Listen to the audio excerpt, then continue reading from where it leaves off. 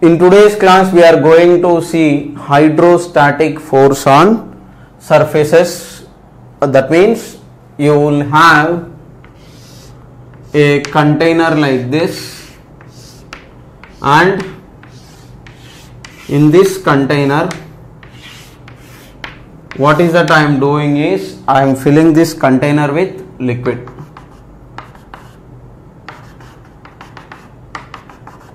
Okay, I am filling this container with liquid, and when I am filling this container with liquid, okay, what happens here is we are supposed to calculate force on different surfaces. For example, it could be force on bottom, it could be force on left surface, it could be force on right surface like this, or you can have curved surfaces like this also, where in which you are filling it with liquid. Now when pressure is constant, okay, we can directly write the formula pressure is equal to force by area. Okay, and if you want force, pressure into area. Okay, now this definition will work when pressure is constant. Now in this figure, if you look at the bottom part, for example, in this bottom part, if you take, everywhere pressure will be same. Okay, pressure at bottom is pressure at topmost point plus if this height is h. Okay, if it is open, P naught plus rho g h into area. If it is closed, just simply rho g h into area. That will be your pressure. Here you can directly write pressure at bottom into area, because your pressure is constant. Okay, now when pressure is variable, okay, when pressure is variable, that means your pressure is changing. When pressure changes, okay, you cannot directly write the formula as you wish. Okay, when pressure is variable, your pressure definition is small force dF by dA. You want small force dF, it is P times dA. Your total force is integral of dA, it is equal to integral of P times dA. Okay, so P is constant, dA is variable. Okay, so you integrate this small force, you will get the total force. Okay, your total force is integral of P times dA. Okay, right? Getting my point? So this is what you have. Okay, now this definition you are supposed to use when pressure is changing, and that function will be there, you have to calculate it accordingly. Now if you take this side wall here, or if you take the side wall here, in these two cases what is happening? I don't have pressure constant, okay, because my pressure at this point, if you take a side line here, line 1, line 2, line 3, line 4 like this, on all these lines pressure is on this line it is constant, but from this line to this line it will increase. As depth increases, pressure will increase. So here pressure is variable. So you cannot write force on right surface, means you cannot write pressure on side into area directly as you wish.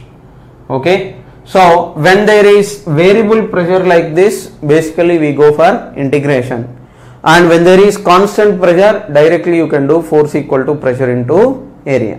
Okay, now in today's class we will concentrate completely on force and torque on the walls of container when you are actually filling it with okay, right? Hello?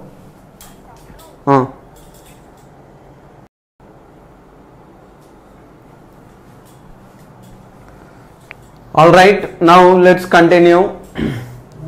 So now let us try to calculate your force. Remember, pressure, variable pressure, integration, constant pressure, directly multiplying, for force, multiplying pressure into area. Okay, now let us start with basic stuff. Case 1, I will give you the shortcut definition as well, don't worry. Okay, let us say you have liquid here. Okay, now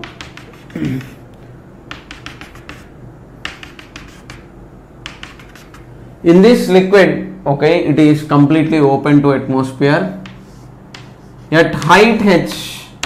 Okay, I am going to do different cases, but my first case is, let us say I have a plate like this. Okay, how is your plate means, okay, your plate is here,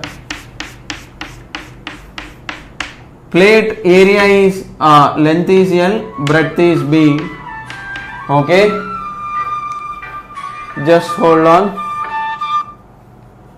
Hello, hello, hello. Okay, plate area E, plate length is L, breadth is B. Okay, now in this case, what is your pressure means, when this plate is exactly lying flat like this and liquid is present on the top.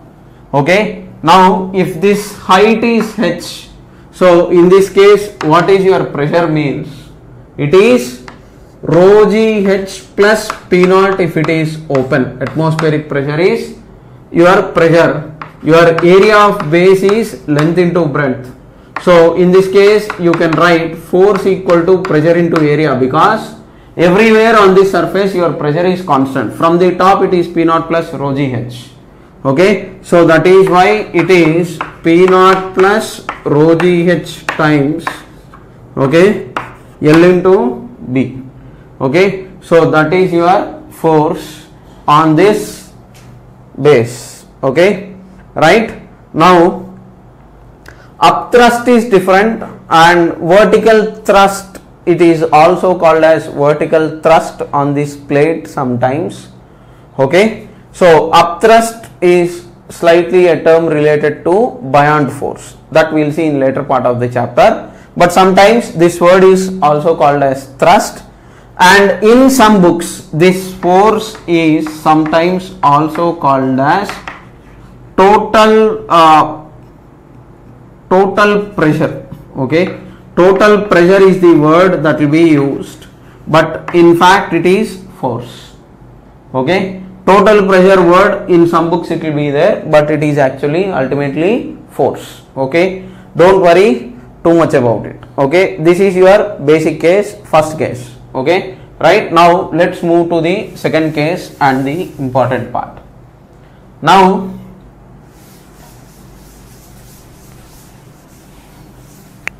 let us take, okay, with an example, what is this force and what is this center of force, two terms will be used. So I will talk about that.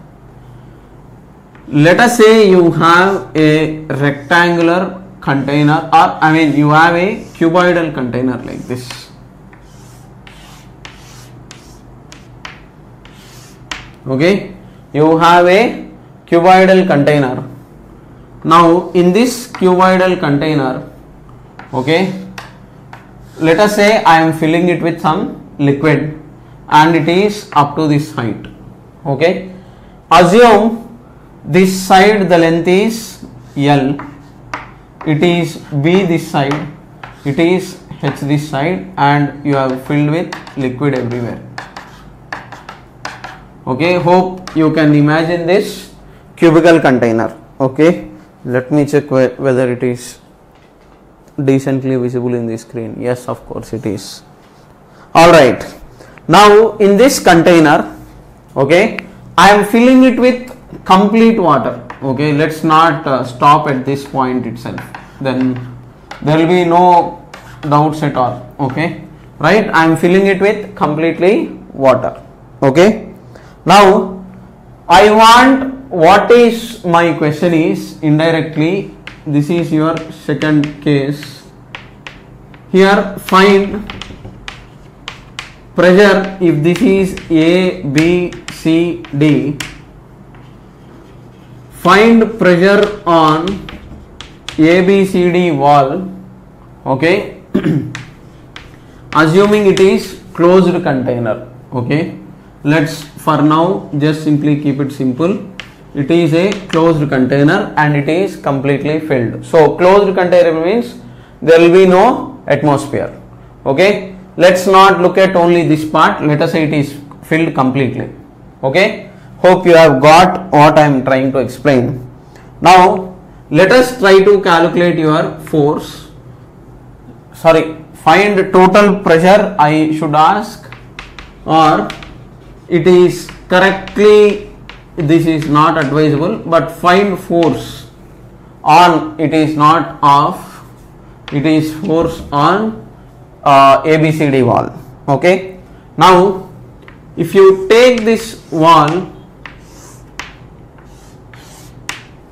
okay, your liquid is this side. Now here there is variable pressure, so I need to take a small strip here, okay. This is your top. Now if you are doing the question taking the strip, you can do it in two ways. Either you can take strip from bottom or you can take strip from top, that is completely your choice. Now if you are taking this distance as y, let this distance be dy, then this height will become how much, means h minus y. This length is going to become b, okay. Now what is that I am taking? I am taking a side wall, okay. I am taking wall A, B, C, D like this. Now on this side wall, in which direction the force, means your force will be away, okay. So your small force dF is pressure times dA, it is towards away from the surface like this, okay. Now your pressure that you are going to take, okay, pressure is rho g y, so your P is rho, actually if it is open, P naught plus rho g h, at depth h it is rho g y times, what is your small area? Your small area is, okay, this is in the shape of rectangle, this shaded portion is in the shape of rectangle. So for a rectangle, area is length into breadth, so it is b times dy, okay, right. Now in this expression there is no effect of length at all, okay. Whether you take, okay, whether you take more big container having different length, volume of water will increase, your force on the bottom will be affected by size of container, but your force on side walls, it will be the same, okay. It's not going to get affected much, okay, right. Now here as you keep going down, your pressure will increase, okay. Now if that is the case, okay, in this situation, okay, your force is this much. Now why, you can ask me like, sir, why are dams constructed with increasing thickness like this? Why not I can put it flat like this, means, okay, your force on sides, okay, it is variable only indirectly, but the thing is it has nothing to do with more length, but it has something to do with the depth. So here my point is, as you keep going down, pressure will increase. So here force will be different, here the force will be different, dF1, dF2, dF3, dF4, it will be different, each dF elemental force, dF, 2, 3, 4, 5 like this, your force will increase because your pressure into small area dA is same, but as you keep going down, pressure will increase. So more pressure means there will be more possibility of cracks in the dam or bridges or reservoirs that are being constructed like this. So that is why we need to increase the thickness as we keep going downwards, okay. But now here for now, okay, try to understand, I mean if you ask me a question why are dams thick, means this is my answer. But if you take this force, okay, we are talking of average force. So average force, we will talk of force on curved surface as well, but this is only plane surface. So first let's concentrate on plane surface, then we will go to curved surface. So in this case, what is your force that I am trying to calculate is your average force. Okay, on the entire wall I am calculating. Okay, not at the bottom. Practical application wise, we will increase the thickness at bottom, but if you have a simple container like this, on this what is the force, that is what I am trying to calculate. So now here your total force is integral of df, that is integral of rho g b y dy. Your y is varying from where to where means your y will vary from 0 to y equal to h. Okay, when y is 0, your strip will be on the top. When y is equal to h, your strip will be on the bottom. That will cover the entire body. Now in this, constants can be taken out, so you are going to get rho gb times, okay, integral of y dy. Integral of y dy means it is nothing but your y square by 2. Okay, so rho gb constants, these three terms are constants. Constants can be taken out of the integral. So rho gb times y square by 2 from 0 to h. So that will give you rho gb h square by 2 is your total force. Okay, right? Your total force is this much, rho gb into h square by 2. Now, for now, okay, try to understand that, okay, when you have surfaces like this, okay, a shortcut that could be given is your force is pressure at centroid times area of surface. Now your area of side surface is b into h. Average pressure is, okay, that is pressure at centroid means in the middle part. Okay, right? So that is in the middle, from the top and from the bottom you have to take the average. So here it is P naught is, I mean here pressure at top is 0, pressure at bottom is rho gh, right? So pressure at top plus pressure at bottom, okay, that is 0 plus rho gh by 2, right? Center of this is what? It is at a height h by 2, total height is h, so it is h by 2. So we are getting same answer. Okay, this is your shortcut. Okay, for plane surfaces you can use this. Okay, if you have a triangle, calculate at what height that triangle is there. Okay, it is rho gh by 2 into bh, which is same, you observe carefully, rho gb h square by 2. This is using integration. This for BPC people I am giving the answer. Okay, pressure at top plus pressure at bottom by 2 times bh. Okay, right? Now let us try to do one more question, then you will have clarity. I am trying to prove it. Now in this case the surface is flat. Now let me tilt it sidewards. Okay, in the third case what I will be doing is I will be tilting the surface. Now in the next case let me tilt the surface and then let us try to calculate the force. Okay, now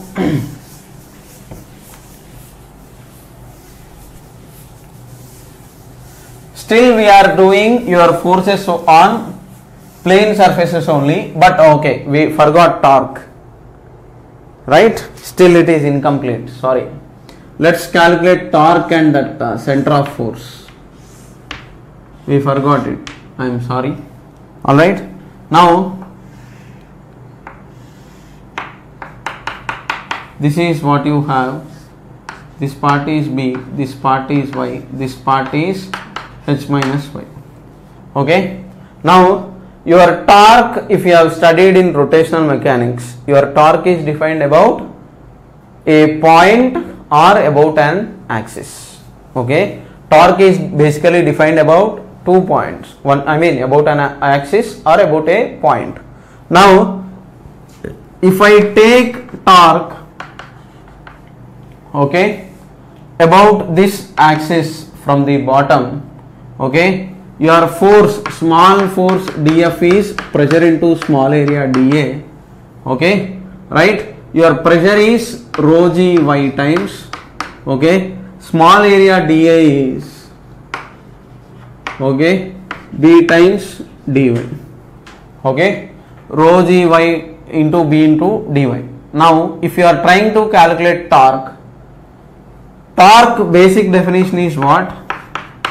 R bar cross F bar, okay, which is your perpendicular distance into force. R perpendicular is R sin theta, so R perpendicular into F. If you have small force, small torque d tau is, okay, it is perpendicular distance into small force dF. So in this case, about this axis, what is the torque means? What is the perpendicular distance from here to this point of, I mean this dF force will act this way, okay, right? So your dF is, okay, I mean your small torque is, perpendicular distance is how much, means it is h minus y, about the base I am taking it. So small torque d tau is equal to h minus y times small force dF, okay, right? Now this small torque is this much. Now to get total torque,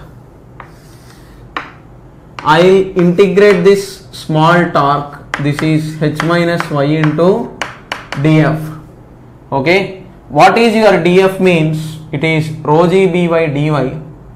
From where to where means your y is varying from 0 to y equal to h. So this will become integral of h minus y times, it is rho g b y dy from y equal to 0 to y equal to h.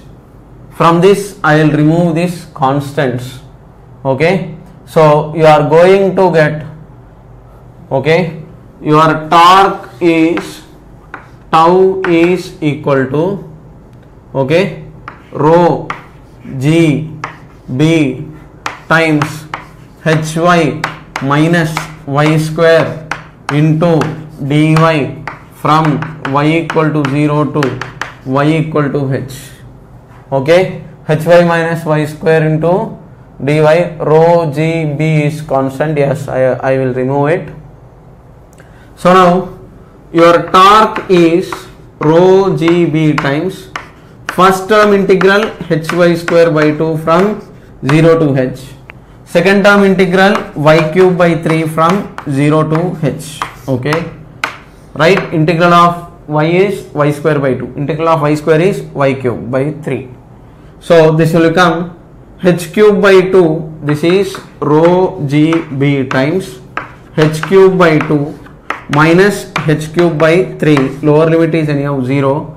So you are going to get 3h cube minus 2h cube means rho g b into h cube by 6, okay. Now you have got your net torque, okay, all this is your net torque, okay. So now you have calculated the net torque value, okay. Now there is something called as center of force,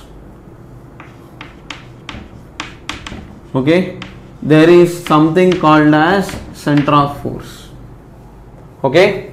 What is that center of force means? Where this entire force is supposed to act. Now previously if you have remembered, what is the total force? You have got rho g b into h square by 2, if I remember it correctly, that is my total force on side wall. So your h, I mean distance from center, r center into, okay, your net torque is, okay, once again I am assuming that this entire force is caused by that single point, okay. What is your center of force means? This entire force you can assume it to be acting at that particular point. So that particular point's distance r center, if I assume it, r center times, okay, what is your force? Total force is rho GB h square by 2 is equal to rho GB h cube by 6. This is center center of force from bottom, okay, from the axis I am assuming, okay, from the axis I am assuming that this entire center of force is acting at some r center like this. Getting my point? So entire force we are assuming that. So rho GB, 2 ones, 2 3s, h square, h cube. So your r center is equal to h by 3. From this, your moral and conclusion of this story is this entire force you can assume it to be acting at the distance of h by 3 from the bottom. Okay, this distance you can assume it to be, h by 3 is this distance, so you can assume that this entire force is acting at the bottom like that. Okay, right? Hope there are no doubts and everything is clear. Okay, so this is how you are supposed to understand the basic logic. Okay, now here this center thing in the books they will give you definition as, okay, h is equal to, okay, that is height from the bottom is integral of, okay, integral of your df into, okay, your force into, it is indirectly like you have this integral of perpendicular distance into this we are writing, right? R perpendicular into df is torque by total force. Indirectly this part is torque, okay, net torque by total force is your perpendicular distance. In the books this will be given in some books as the definition, don't get confused. So it is just simply r center into what is the total force that you take and then simplify, you will get the answer. Okay, right? This is your force on plane surface which is exactly vertical like this. Now your next case is I am going to tilt this surface. Okay, I am going to tilt this surface and then once again we will calculate your force. Okay, so I have calculated force, I have calculated torque, hope you have understood it and there are no doubts. Okay, those who are watching this, if you do not follow something, please do refer to my torque part. Okay, torque part is there, you refer to that, it is in rotational dynamics chapter. Okay, right, now next, your next important thing that you have is like your case 3, still we are in force on plane surface only. For curved surface I will tell you, don't worry. Okay, your third case is, okay, you have a surface like this.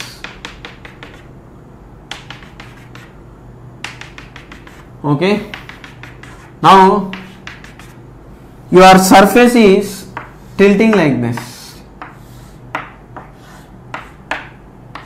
length is L, breadth is B. Okay, right? Now let me also tell you that, okay,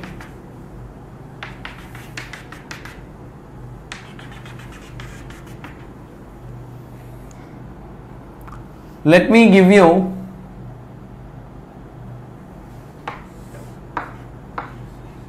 h1 is height here,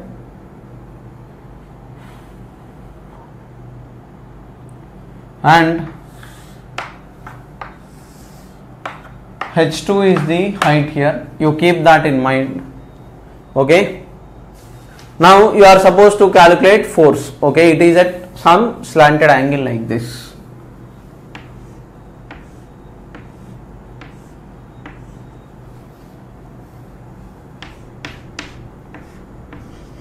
Let us say this angle is theta.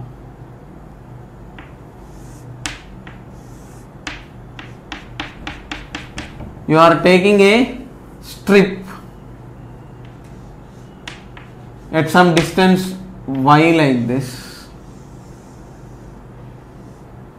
This total distance is y. this length you take it as A.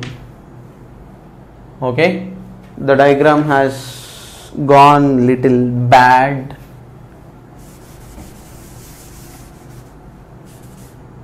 Let me give myself some clarity. Okay, what is that I want to do? I will tell you. This H1 you keep it aside for now, because if you start thinking too much, it will start causing headache. Let us say this part is Y. Okay, now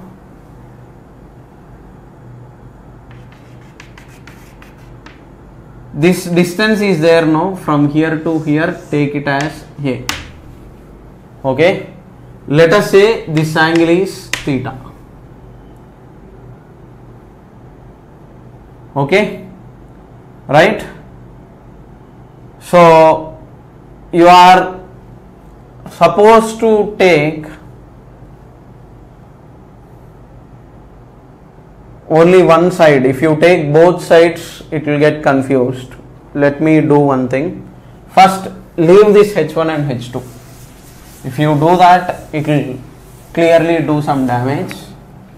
I mean, you will get confused. So let me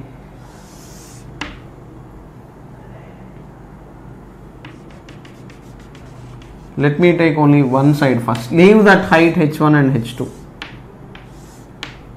This side it is L, this side it is B. From here to here the distance is A. Okay, liquid is there. You are supposed to calculate force on this part. Assume that this angle is theta. Okay, now if I take a small strip here, okay,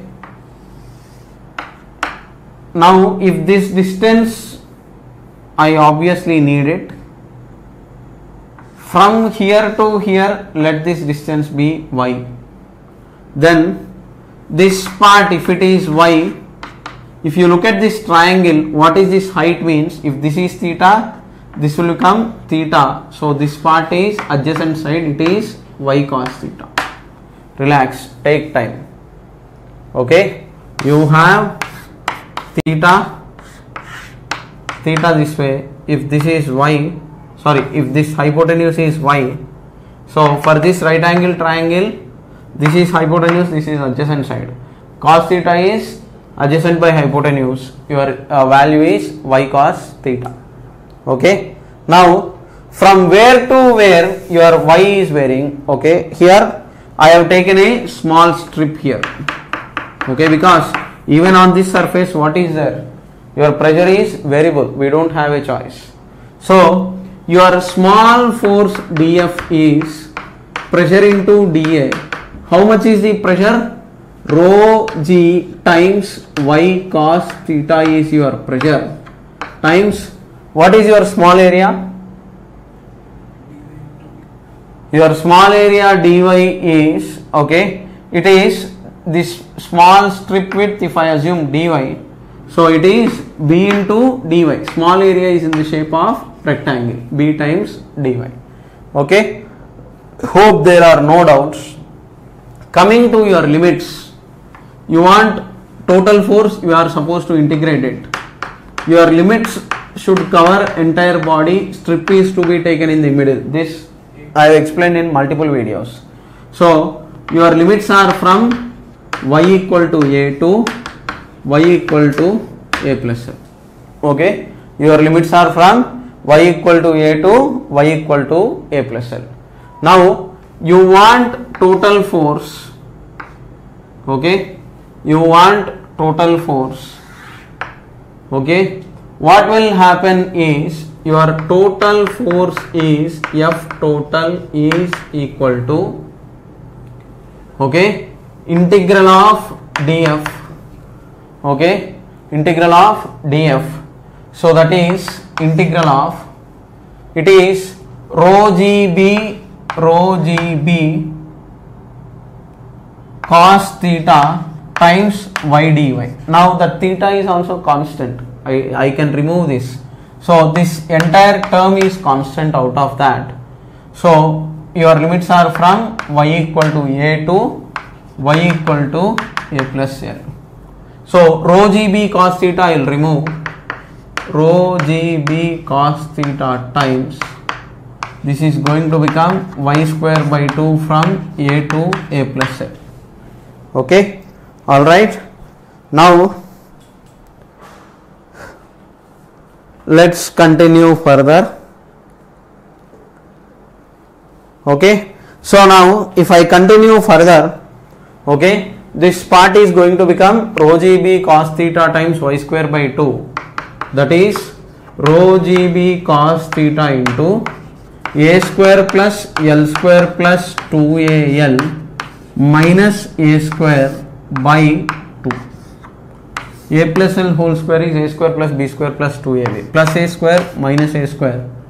So this is going to become rho gb cos theta times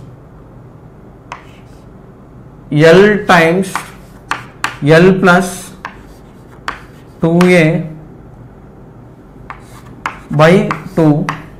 Okay, now here the important part, l into v area, length into breadth is area, rho g times area into l cos theta plus 2a cos theta, this is rho g a by 2, I will take 2 out, so that will give you rho g a times l cos theta plus a cos theta plus a cos theta whole divided by 2. Now observe carefully. From here to here I will use a different color. If you assume this as h1, what is h1? A cos theta. From here to here, from the top, the sides bottom, if you take a plus l, this part is a plus l. So this part is a plus l, this vertical angle is theta. So this pink color distance is a plus l times cos theta. Okay, if you are unclear, h1, this part is l1 plus cos theta, this small distance, perpendicular distance from here to here, like this if you take, this will become l cos theta. So a cos theta plus l cos theta, a plus l cos theta. So I can write it as, if I assume this to be h2, okay, what is that I can write? Rho g h1 plus h2 by 2 times y cos theta, again area. Okay, did I get it or not? I have explained this previously also. It is what? Average of force from top surface and bottom surface. Okay, that is sum. Okay, sum of top plus bottom by 2 into area, like this. So this will give you force on this plane surfaces. Okay, right? This you keep in mind. Even though I slant it, it doesn't matter. We have to look at the vertical sides. Now don't look at top surface here and bottom surface here. Look at the same side. Okay, don't take this and give us average value and say that, sir, I am not getting the answer. Okay, this side only, one particular side you have to take and then try to give the answer. Okay, right? Like this you have to calculate your total force. Alright, now next is, hope you have understood it. I will try to erase this. Okay, next is on curved surfaces. Okay, we have seen on plane surfaces. Next is your force on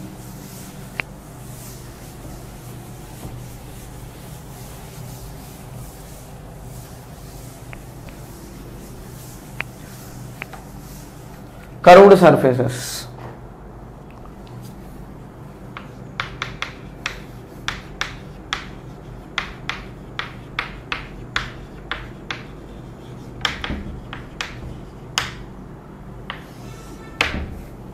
Okay, now this curved surface thing is slightly mischievous. So just don't simply assume anything. Okay, be careful. Now to understand this better, okay, first we will do a basic example. Let us say you have a curved surface like this. This side you have the container and you are supposed to calculate force on this curved surface. Okay. Now let us say this radius is r, this radius is r. Okay. This is like, it's not what you are assuming like this, it is kind of droma. What is that you call this kind of shape? If you look at like this, it will be like this.